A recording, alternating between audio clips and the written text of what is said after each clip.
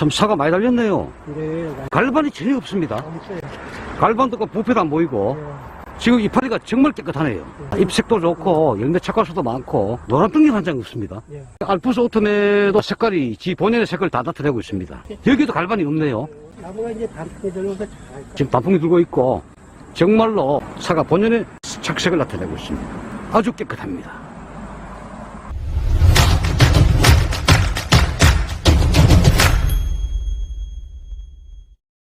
여러분 안녕하십니까? 사과 콜라TV입니다. 오래간만에 뵙습니다. 10월달 사과원 주요 사항에 대해서 말씀드리는 시간을 갖도록 하겠습니다. 착과는 상당히 좋습니다. 알도 굵고 과피색이 상당히 맑고 연하다. 잎색도 상당히 연한 연두색을 나타내고 있고 잎도 상당히 두껍습니다. 전체적으로 관리가 잘 됐다. 갈반도 전혀 없습니다. 예, 단 한 장의 뜬잎도 노란 상태가 없다. 저 안쪽도 갈반 자체를 우리가 볼 수가 없다. 아주 관리가 잘 된 가수이 되겠습니다. 자, 이게 이 관리 방법인데 상당히 상황이 좋다. 나무 안쪽에 들어와서 확인해 보니까 열매수를 더 많이 우리가 볼 수 있겠다. 참 끝내줍니다. 과실이 성숙할수록 당 함량은 증가하고 산 함량과 경도는 다소 감소합니다. 육질이 연해지고 떫은 맛이 감소합니다. 아울러서 방향성 물질이 증가해서 품종 고유의 풍미를 발휘하게 됩니다. 동시에 노화 호르몬인 ABA 함량이 증가하고 에틸렌 발생이 급격히 증가하면서 엽록소가 파괴되기 시작하면서 안토시아닌이 발현되게 되어 있습니다. 최근 부패병이 의외로 많아서 부패병에 대해서 말씀드리는 시간을 갖도록 하겠습니다. 여기는 현재 부패병이 보이질 않고 있습니다만 이 견문이 썩은 병, 즉 부패병은 온난하고 다습할 경우에 많이 발생합니다. 이 주관부나 가지에 사마귀 형태의 조피 증상을 나타내고 전년도 병든 과실에서도 월동을 합니다. 5월부터 8월 하순까지 비가 올 때 포자균이 누출되고 빗물에 튀어서 이 과점 속에 잠복을 합니다. 열매 성숙, 생육 후기에 주로 발견이 됩니다. 그것이 바로 9월달이 되겠습니다. 지난번 영상에서도 9월달이 되면은 부패병이 우려된다. 고온기, 온도가 높아서 열매도 호흡을 하게 되는데 이 과점 부분이 기공이 넓어졌기 때문에 부패균이 침투하기가 더 용이해졌다. 이런 내용으로 방송에 드린 적이 있습니다. 부패병은 포자가 과실 표면에 도달해서 감염이 성립되기 위해서는 15도에서는 24시간, 20도에서는 10시간, 25도에서는 8시간의 보습기간이 필요합니다. 보습기간은 습도 유지기간이다. 이렇게 보시면 되겠습니다. 최근 온도가 25도 내외였으니까 자고 일어나면은 또 보이고 하는 이유가 있었습니다. 바로 그 환경 조건이 그렇다. 이렇게 보셔야 됩니다. 이 부패병은 초기 병증은 탄저병과 유사합니다. 헷갈리는 경우가 상당히 많습니다. 이 과점을 중심으로 갈변하고 병반부 주위는 붉은색으로 착색이 됩니다. 일소 때문에 탈색된 부분의 과점을 통해서 침입하기가 상당히 용이합니다. 보호물질이 파괴됐기 때문에 그렇습니다. 더욱 진전되면 유문 형상으로 진행이 되는데 병증의 후기 상태가 되겠습니다. 열매 속 과신부까지 다 썩어버립니다. 사과 과피의 붉은색은 안토시아닌에 의해서 발현되는데 유전적 요인이 가장 크게 좌우하지만 재배적 조건이나 기상 상태에 따라 영향을 많이 받게 되어 있습니다. 성숙이 진행되면서 엽록소는 점차적으로 소실되고 안토시아닌과 카로티노이드 색소가 발현되어서 그 함량이 증가합니다. 동시에 노화가 촉진되기 때문에 과실의 노화는 억제시키면서 착색을 증진하는 것이 사과 과실에 대한 착색 방법의 요체라 할 수가 있겠습니다. 착색에 관여하는 주요 요소는 당연히 햇볕이 되겠습니다. 그 다음 과실로의 당분 공급, 그 다음 적당한 온도가 되겠습니다. 일교차가 중요합니다. 착색의 부정적인 요인은 질소의 과잉, 일조의 부족, 고온의 지속, 강우 이러한 것들이 착색을 아주 불편하게 만듭니다.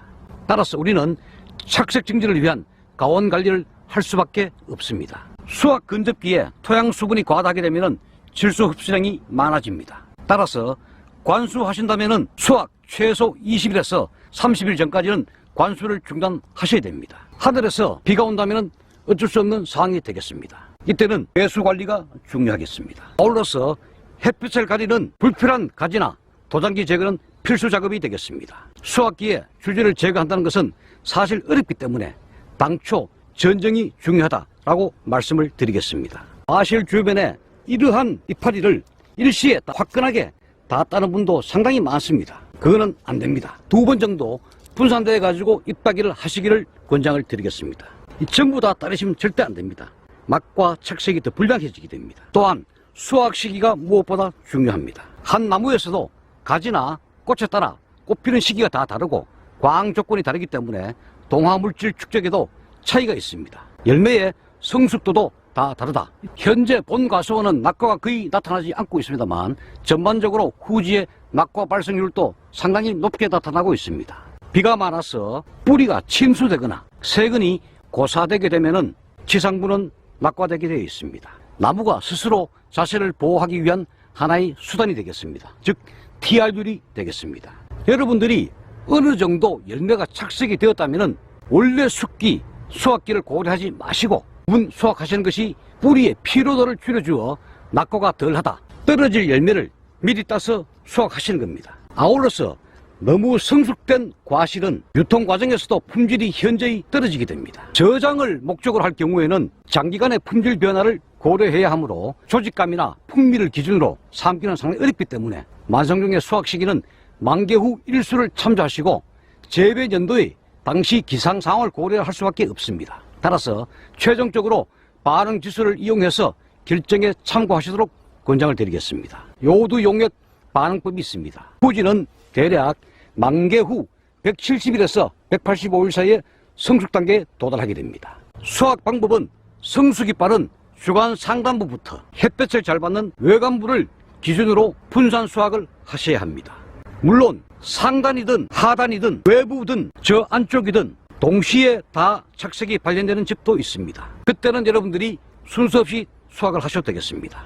또 따실 때 이러한 꽃눈들이 다치지 않도록 수확을 하시길 바랍니다. 꽃눈을 다 따는 집이 있습니다.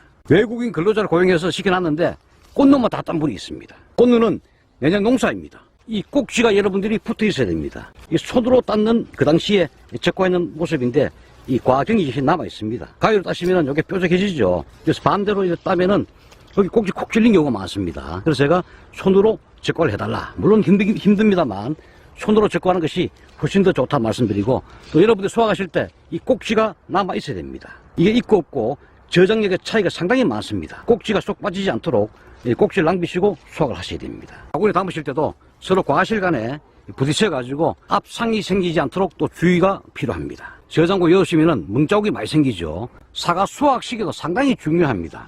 기온이 올라갈 때 수확하시면은 호흡량이 왕성해져서 과육이 연화되어서 저장력이 상당히 떨어집니다. 따라서 저장 중에 부패과도 상당히 많이 나옵니다. 만약에 비가 온다면은 비가 그치고 난 다음에 이틀 정도 후에 따시기를 권장을 드리겠습니다. 아울러서 사과 따시고 난 다음에 상자째로 가수원에 방치해 놓으시면은 향후 저장 중에 내부 갈변이 엄청나게 나옵니다.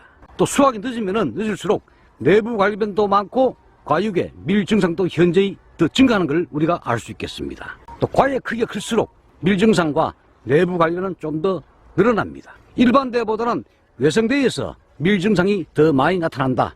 장기 저장하실 경우에는 당초 밀 증상 여부를 판단하고 난 다음에 장기 저장을 하셔야 됩니다. 그러면 어떻게 확인하느냐? 열매 서너 개, 한 개, 두 개, 세 개 정도를 샘플로 횡단면을 갈라가지고 밀 증상이 많이 있나 없나를 보시고 여러분들이 장기로 갈 것이냐 단기로 갈 것이냐를 결정하시면 되겠습니다. 5월 하순부터 7월 말까지 연간 칼슘 요구량이 70% 넘는다라고 수차례 강조를 드린 바가 있습니다. 그렇다면 어떤 칼슘이 흡수가 잘 되는 칼슘인가 제가 말씀을 드린 적이 있습니다. 이러한 지구온난화 시대는 칼슘 살포는 선택이 아닙니다. 무조건 우리가 살포를 하셔야 됩니다. 그 다음 추비, 비료 주는 것에 대해서 관심이 많습니다. 추비 시비의 목적은 과실 생산에 소모되는 양분을 우리가 보충해 줌으로써 다음에 과육 초기의 양분을 도와주는 데 있습니다. 늦가을에는 뿌리의 활동성이 떨어지므로 연면 시비를 권장을 드립니다. 요소 기준 물 500리터에 3kg 정도, 여기에 인산가리 1 내지 1.5kg 정도를 같이 혼용하셔가지고 연면 살포를 해주시면 되겠습니다. 미량원소를 시비 권장 드리겠습니다. 미량원소 시비 시기는 10월 하순 11월 말 사이에 제1차 시비, 3월 하순 4월 초 중순에 제2차 시비를 권장을 드리겠습니다. 사과콜라 방송은 과수 농가를 위한 전문 방송을 지향하고 있습니다. 올해 전국적으로 갈반병이 상당히 심했습니다. 전정, 통풍성, 광투광성 이러한 나무의 환경적 개선과 보호제 위주의 예방 방제 이러한 사항들이 무엇보다 중요하다고 제가 많이 강조를 드렸습니다. 특히 어떤 특정 병이 발생되어 가지고 잎이 떨어지는데 뭘 쳐야 되느냐, 탄저병이 오는데 어떤 약이 좋으냐, 거린병이 왔는데 좋은 약이 있는가 없는가, 과심이 많은데 어떤 약을 치면 좋은가. 환경이 많이 바뀌었습니다. 올해하고 내년은 또 다릅니다. 그렇기 때문에 예측 시스템에 의해서 사과밭 관리를 하셔야 됩니다. 철저한 기후 환경 예측과 병해충 발생 추이, 추정, 그 중간 교량적 역할을 사콜라 방송, 사콜라 밴드가 수행하고자 합니다. 갈반이 많거나 잎이 떨어져 너무 마음고생이 많은 가수원, 복숭아도 마찬가지입니다. 천공병 왜 막질 못합니까? 사과 갈반 왜 막질 못합니까? 전정을 하지 않는 거의 무전정 상태에서도 갈반병이 오지 않게 할 수가 있습니다.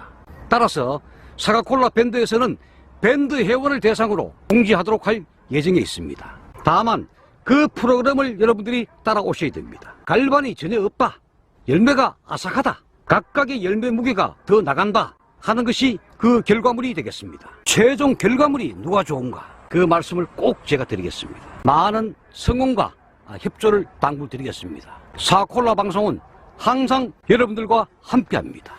여러분 감사합니다. 사과콜라 TV였습니다.